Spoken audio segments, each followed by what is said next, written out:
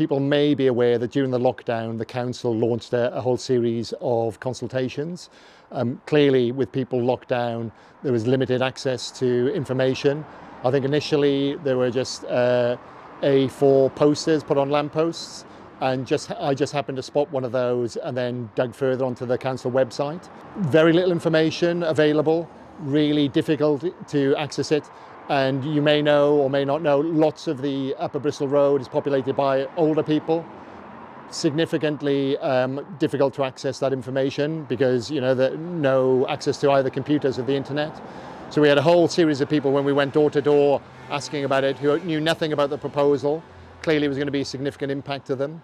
But unfortunately, you know, I think the council drove this through without proper consultation.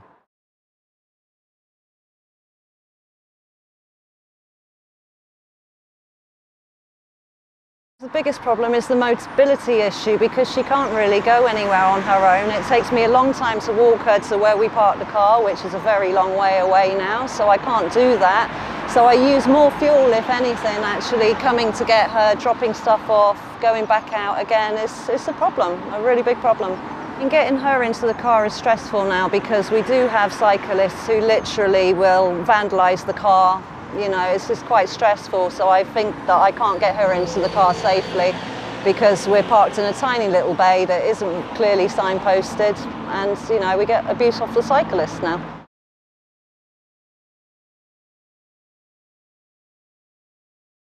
Only a week ago, driving back to from a big shop at the supermarket, and both bus stops were being occupied with buses, people getting off. And both carriageways were blocked because heavy traffic. It was probably around about rush hour time. And panic happened. We had an ambulance coming through on blues and twos, and he couldn't get through because the buses had blocked the way. It was only till one of the buses had to move, and then he couldn't move over to let the ambulance through because the cycle bollards are in the way. It's only a matter of time before an ambulance is not going to be able to get to the hospital on time and somebody could lose their life. We've seen a huge increase in terms of noise and air pollution.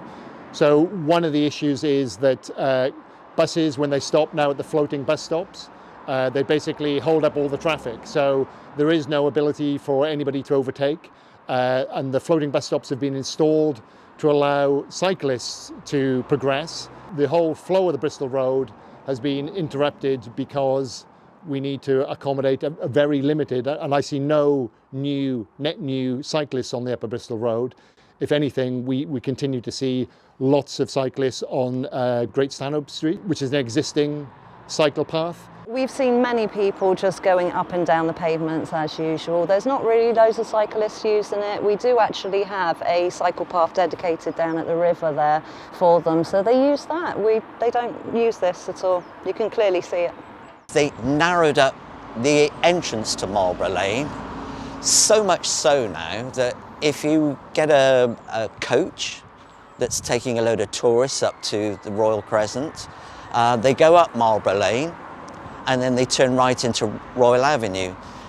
Now they're struggling to get up Marlborough Lane, particularly the tour bus, because unless the southbound carriageway is clear, the tour bus cannot enter Marlborough Lane unless he straddles into the southbound carriageway or he mounts the curb.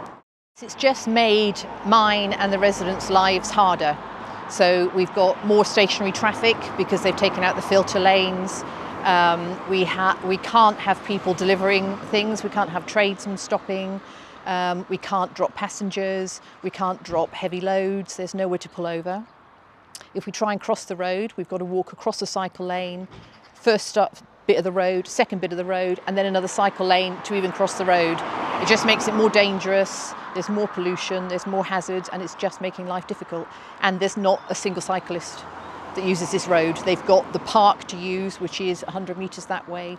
They've got the river to use, which is 100 metres the other way. So they've got 3 routes for 200 metres of cycling. Why would they choose a really busy main road with lots of hazards when they've got other options? There just is no need. It's just they had money from central government, wanted to plonk it somewhere, plonked it here, haven't listened to the residents and just simply don't care.